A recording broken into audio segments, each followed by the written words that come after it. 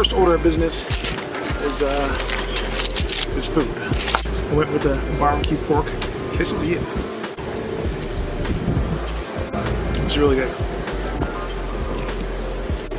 I kind of want to order another one, but they are a little pricey. My bad. Earlier I said pork. It's chicken. I was wondering, well, why does this look like chicken? It's chicken.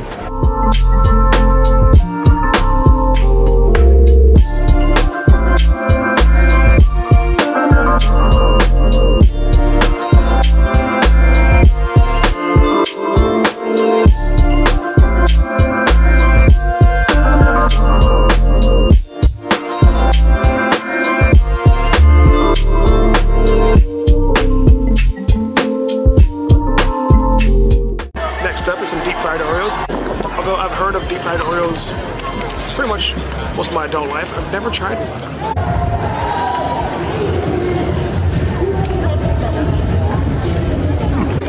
Well, so far I had 2 food trucks, and both food trucks were hella good. One was a quesadilla, the other one's dessert, but so far it's 2 for 2. I am going to go watch a panel real quick. Las Vegas is definitely in the house. Keith Lee has a panel up next, so we're going to go check him out and show some support to the fellow Las Vegas creator. Alright guys, up next is this chicken teriyaki bowl. I thought it was mostly just chicken teriyaki, but apparently there's salad too. Food is expensive here, not gonna lie. I think I spent like $60 so far just on food. That's not filling me up. So far, Vidcon's a little different than I expected.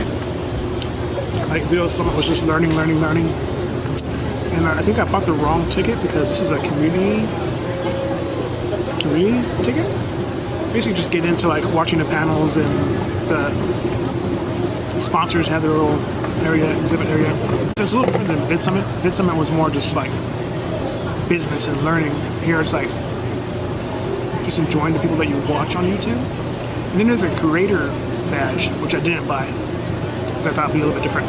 That has where you want to go to different rooms and you talk about networking and learning and stuff like that. Oh. Lesson learned. Not sure if I'll come back, but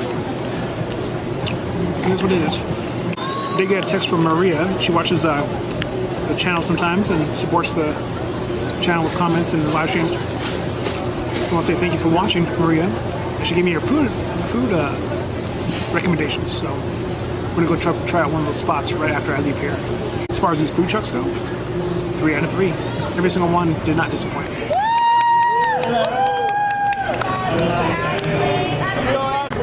My name is Keith. Nice to meet everybody.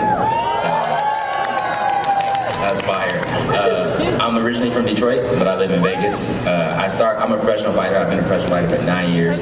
I started originally doing TikTok during the pandemic because I had social anxiety, and I was doing fight interviews, and when I would do fight interviews, I would be nervous, I'd be sweating, I would be like stumbling over my words, and I was sitting in the house, and my wife was pregnant with our first daughter, and I was like, am I gonna sit here, or am I gonna turn on the camera and try to figure out how to get over this social anxiety hump?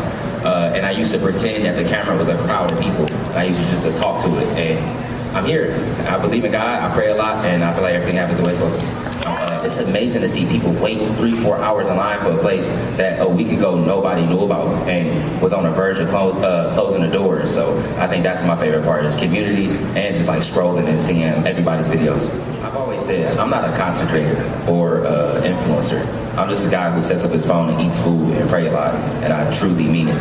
I don't really plan anything. I don't have anything set out for the day. I just wake up and I ask my wife which one to eat. And we go on Yelp or we go on Instagram and we find something to eat. I record the first couple bites, I turn the camera off, and I go watch. What inspires me to eat food? What inspired your love for food? Oh, okay. So, like I said, I've been a professional fighter for 9 years. So in the professional fighting world, diet and food is extremely important. Because I walk around, so my natural body weight is about 170 pounds to 165 pounds. But I've always fought at either 135 pounds or 145 pounds. So I've always had to cut either 30 to 35 pounds within like 4 to 5 weeks notice. So it's extremely strict dieting, it's extremely focused dieting, and I've been doing that since, I've been wrestling since middle school, so I've been doing that continuously since I've been like 12 or 13. So food has become a main staple in my life.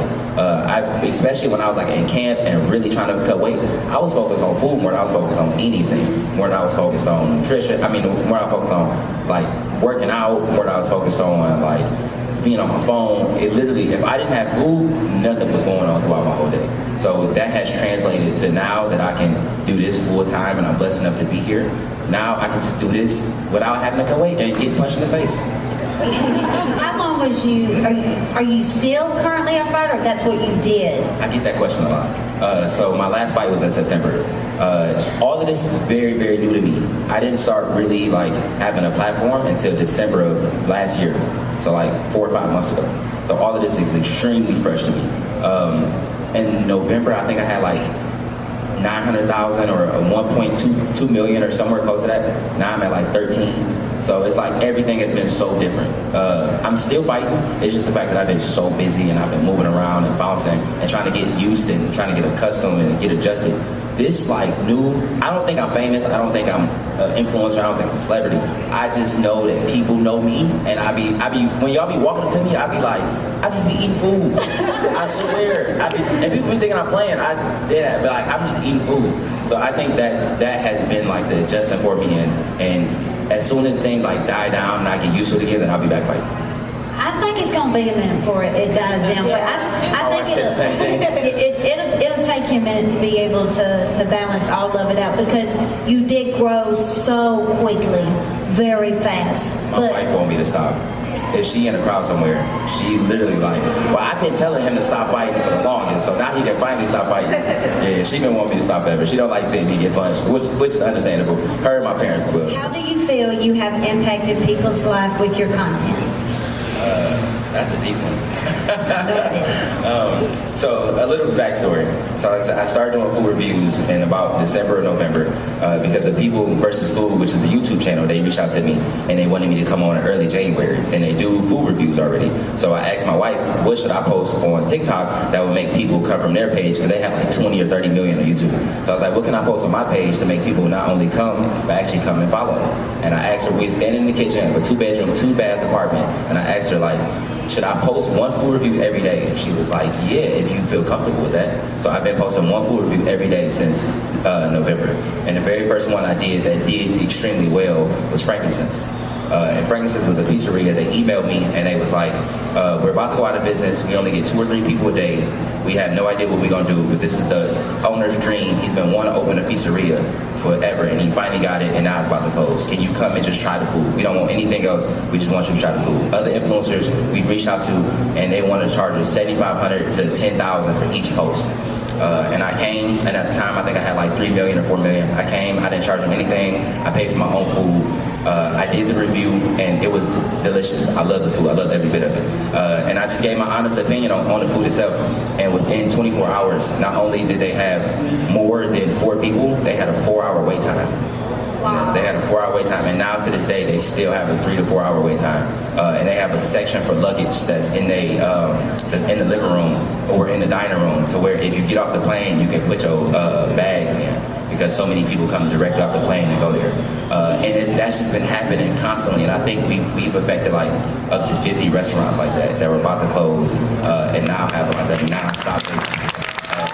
Now, clap it up, y'all the ones that go out there and stand in the lines. Like I said, I'm just a vessel. I truly, truly believe I'm just a vessel. I just be eating food, and I just be thankful when I see those kind of turnarounds. Like, I showed up to Frankincense the next day, and I was in shock, and everybody thought I was playing, and I was just standing there like...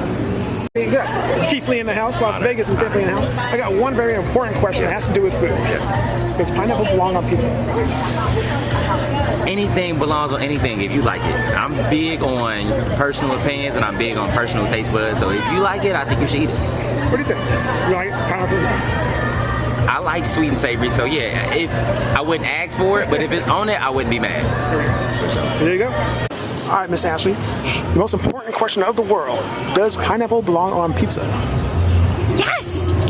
Yes! It belongs, especially with pepperonis on pizza. You know why? Because you need the salty and you need the sweet, and then you can eat more than 3 pieces.